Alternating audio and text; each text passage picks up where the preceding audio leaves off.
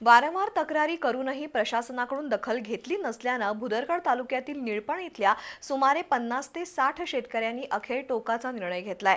देवाचा माळ परिसरातील 50हून अधिक एकर शेतांमधील उभा ऊस पेटवून देत शेतकऱ्यांनी प्रशासनाच्या विरोधात तीव्र संताप व्यक्त केला।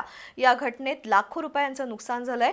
उभ्या ऊसाला आग लागल्याची माहिती मिळताच प्रांताधिकारी हरेश सूळ यांनी तातडीनं घटनास्थळी धाव घेतली। त्यांनी ऊस वाहतुकीसाठी तात्पुरती वाट मोकळी करून दिल्यानंतर शेतकऱ्यांनी आंदोलन मागे घेतलं। भुदरगड तालुक्यातील निळपण इथल्या देवाचा माळमधील पाणंद रस्ता हा अनेक वर्षांपासून शेतीसह सर्व कामांसाठी वापरात होता। या रस्त्यावरून ऊस वाहतूक तसंच शेती संबंधित इतर कामं होत होती। मात्र गेल्या 5 वर्षांपासून या पाणंद रस्त्याची अडवणूक झाल्यानं गावातील 50हून अधिक शेतकऱ्यांना आपल्या शेतातील उभा ऊस बाहेर काढण्यासाठी कोणतीही वाट उपलब्ध नव्हती। या समस्येबाबत शेतकऱ्यांनी ग्रामपंचायतीकडे वारंवार पाठपुरावा करून पाणंद रस्ता खुला करण्याची मागणी केली। मात्र ग्रामपंचायतीनं दखल न घेतल्यानं या शेतकऱ्यांनी भुदरगड तहसीलदार अर्चना पाटील यांच्याकडे दाद मागितली होती, पण त्यांनीही शहानिशा न करताच शेतकऱ्यांविरोधात निकाल दिला।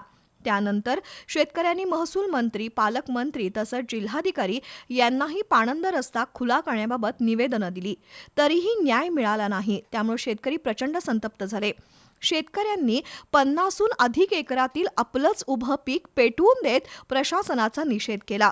घटनेची माहिती मिळताच प्रांताधिकारी हरेश सूळ आणि पोलीस निरीक्षक गोरख चौधर यांनी तातडीनं घटनास्थळी भेट दिली।